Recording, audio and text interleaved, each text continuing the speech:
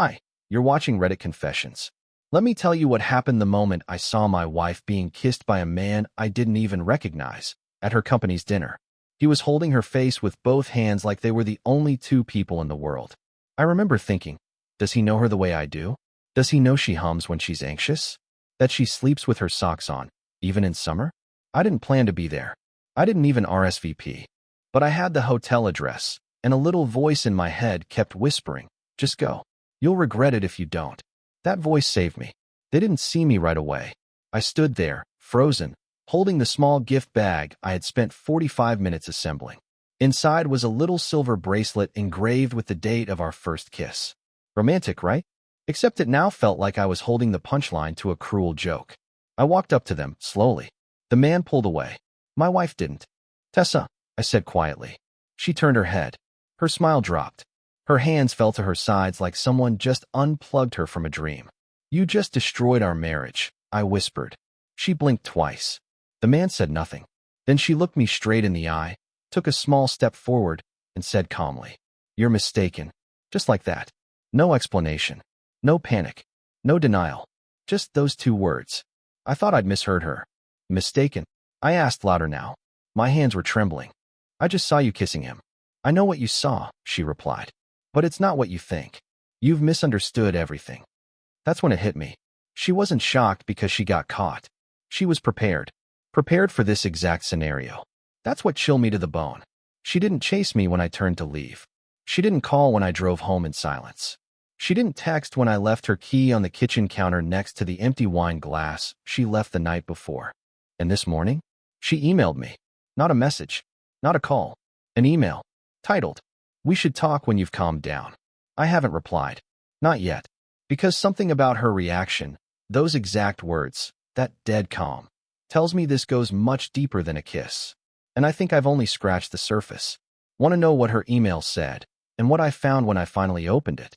I must have opened and closed that email 20 times.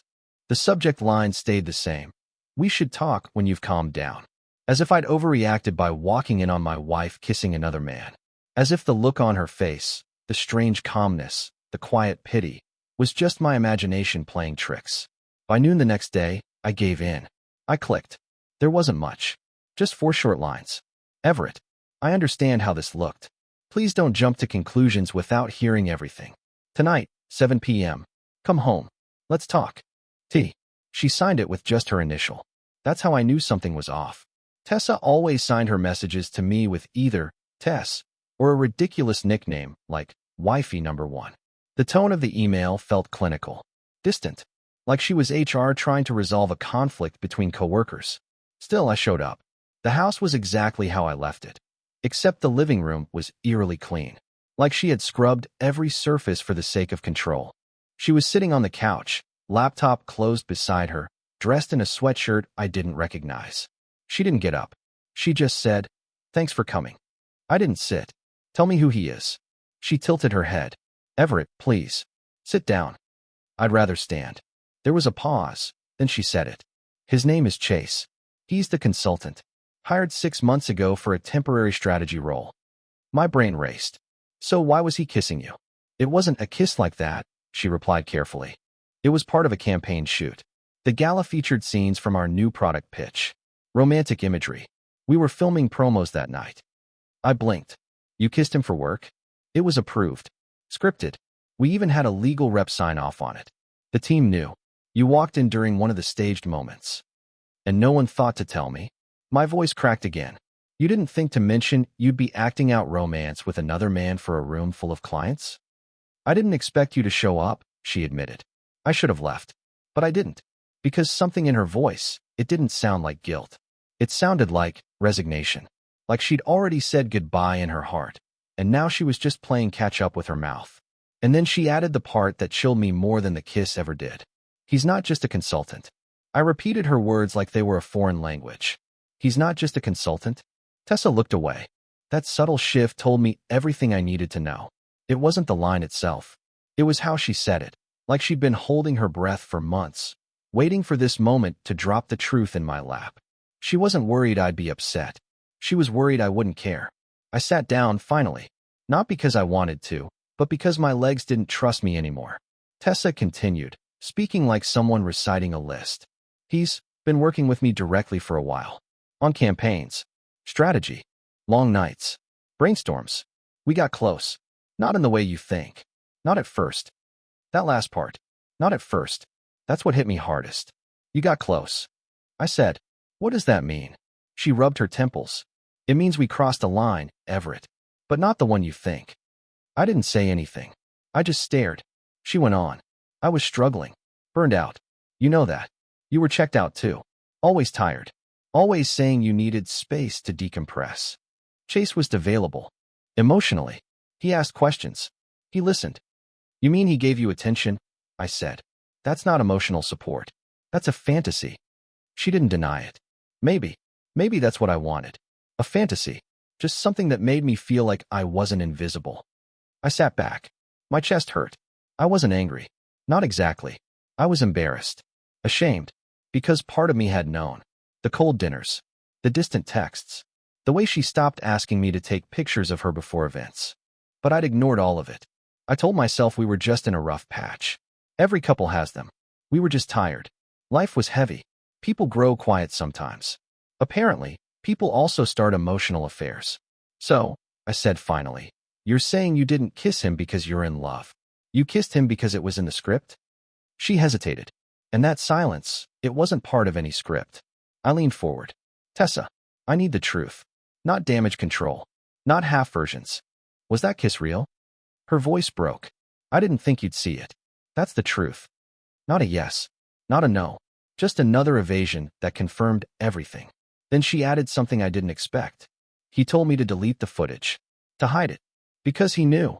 If you saw it, it'd all unravel. And you didn't? I asked. She shook her head. No, I didn't. I kept it.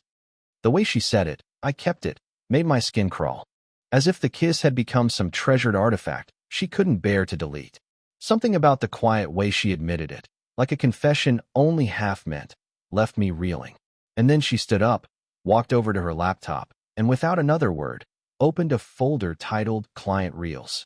Just that. Clean. Corporate. Deceptive. She clicked on a video file. It's not long, she said. It was the final cut for the event. But you need to see it. I didn't want to. I wanted to leave, drive away, pretend the past 48 hours were some deranged dream. But I couldn't move. My body was locked in place by a need for clarity stronger than my fear of what I'd find. The video began with a typical product intro. Slow pans of smiling actors. Overused piano chords. Taglines like Beyond Science. Toward Connection. The kind of thing I'd seen 100 times at work conferences. Then it shifted. The screen faded to soft gold. And there she was. Tessa, standing on a rooftop at twilight, city lights behind her. She was wearing the same midnight blue dress I saw at the gala. And next to her, Chase. Smiling. Confident. Too confident. They didn't speak. The camera didn't need dialogue. It lingered on the moment his hand brushed hers. On the moment she didn't pull away. On the moment she looked up at him and smiled. Not the kind she gave me, not polite or posed, but something gentler, warmer, private. Then came the kiss. It wasn't long, but it was slow, tender, practiced. I watched my wife kiss another man the way she used to kiss me when we first fell in love, back when she still giggled between kisses and whispered inside jokes no one else understood. It was staged. I knew that. Everyone did. But that didn't make it feel any less real. When the video ended, I didn't say anything. The room felt hollow. I wasn't even sure I was breathing. Tessa closed the laptop like she was sealing something dangerous inside. You wanted to know the truth, she whispered. There it is. But that wasn't the truth. Not really. Because what I saw in her eyes during that kiss wasn't acting. And deep down, I think she knew I saw it too. I didn't speak to her after that. I just stood, nodded once, and left the house. The air outside felt heavier than it should have, like even the sky didn't know how to respond. I sat in my car with the engine off, replaying the kiss in my head until the line between performance and reality vanished. And then, just before I tossed the whole scene into the vault of things I never wanted to think about again, I remembered something: the credits. When the video ended, for just a second, a list of names flashed across the screen. Editors, creative leads, production consultants. I hadn't paid attention, but one name jumped out before the screen faded to black. Lena Radcliffe. That might not mean anything to anyone else, but I knew exactly who she was. Lena wasn't part of Tessa's company. She wasn't in marketing. She wasn't even in pharmaceuticals. She was a freelance relationship coach who ran online workshops and niche couples therapy groups. I only knew this because Tessa had once shared one of her podcast episodes with me, months ago, back when she said we should work on our emotional alignment. So what was her name doing in a product video? Curiosity overpowered everything else. I went home, pulled out my laptop, and started digging. The gala's media files were still publicly hosted for clients and press. I found the same video on a subpage under Event Highlights and downloaded it. At the very end, in small text, Intimacy Scene Coordination, Lena Radcliffe. Intimacy scene. That wasn't a phrase I'd ever heard in a product campaign. I found Lena's website. It was polished and oddly vague. Empowering authentic connection through guided emotional choreography. Whatever that meant. But what caught my eye was a section titled Corporate Embodiment Sessions. One of the listed services? Staging scripted intimacy to create emotional resonance between on-screen partners. So this wasn't just a campaign. It was orchestrated emotional manipulation. Carefully directed. Professionally guided. Manufactured chemistry designed to make viewers believe in something more than just a pill or product. And my wife volunteered for it. I refreshed Lena's page. At the bottom, it read, now accepting private clients for individual transformation journeys. The last client testimonial? Signed only, T. It took me 3 days to work up the nerve to contact Lena. I told myself it was just for closure, just to confirm what I already suspected, that everything in the video was scripted, choreographed, artificial. That none of it meant anything. But the truth is, I already knew it did. I just wanted someone else to lie to me. Her assistant responded within the hour. Lena didn't do email replies herself, apparently. She only took scheduled calls. A calendar invite arrived in my inbox with a short note. Per MS. Radcliffe's policy, she cannot confirm or deny client identities, but she will answer questions regarding general practices. I clicked confirm before I could talk myself out of it. The call lasted 16 minutes. 16 minutes was all it took to undo everything I thought I understood about what happened that night. Lena's voice was warm, too warm, like someone who charges 5 figures to fix broken people. When I asked about the gala campaign, she paused, then said, that project involved deep intimacy modeling. We designed scenes that mirrored unresolved emotional dynamics between the participants. The goal wasn't just to sell a product, it was to invite authenticity into the performance. That's what connects. I asked her what that meant. She said, sometimes we encourage participants to draw from real emotional experiences, real regrets, real longing. Sometimes we even structure scenes around what they wish they could say in real life. My throat went dry. You mean, they used real feelings to sell fake chemistry?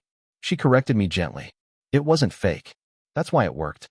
I asked if Tessa and Chase had rehearsed the scene multiple times. She hesitated again, then said, in some partnerships, the emotional rehearsal continues beyond the project, especially if both parties feel seen for the first time in a long while. I asked one last question, the one I almost didn't want the answer to. Was Chase involved in the concept for the scene? This time, she didn't hesitate. Chase pitched it. He was the one who wanted the kiss. After I ended the call, I sat in silence, staring at nothing. I realized I'd been looking at everything backward. It wasn't just Tessa who had changed.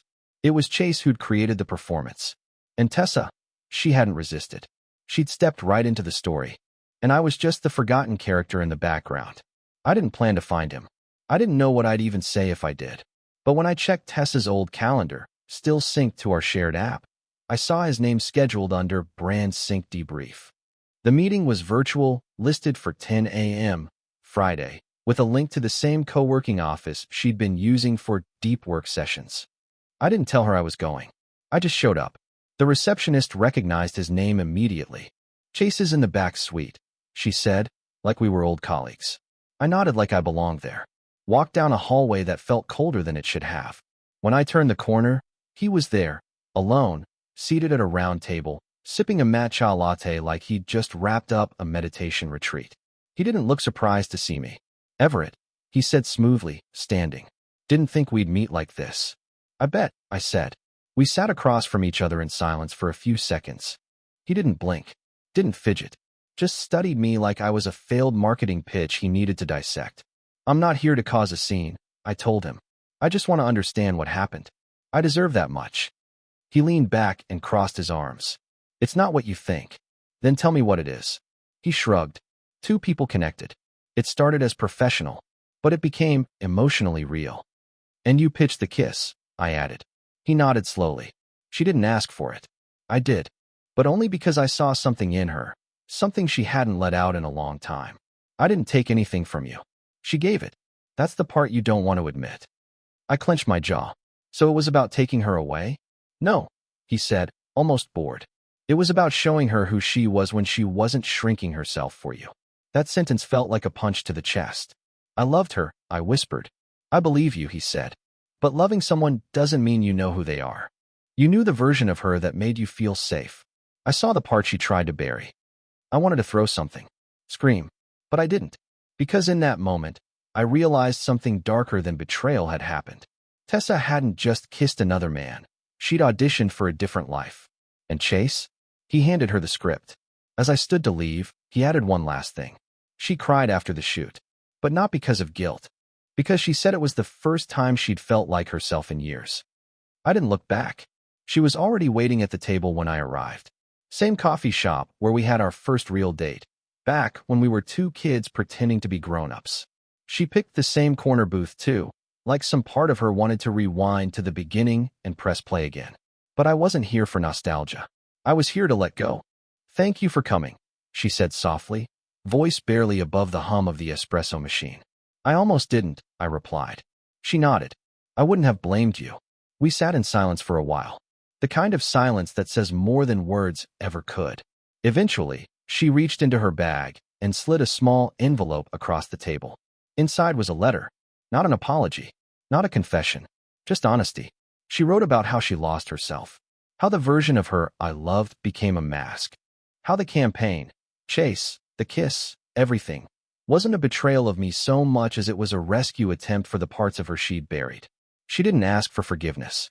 She didn't expect repair. She just wanted me to know she saw the damage. I think we tried too long to protect what we were, she said, eyes glistening. We forgot to ask who we're becoming. She was right. Somewhere along the way, I stopped showing up fully, and she started looking elsewhere to feel alive. Doesn't make it okay, but it made it real.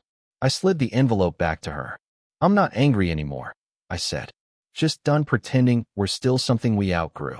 She smiled through tears. You were a good chapter. And you were mine, I said. But I think we both deserve a new story. We didn't hug. We didn't drag it out. We stood, nodded, and walked in opposite directions.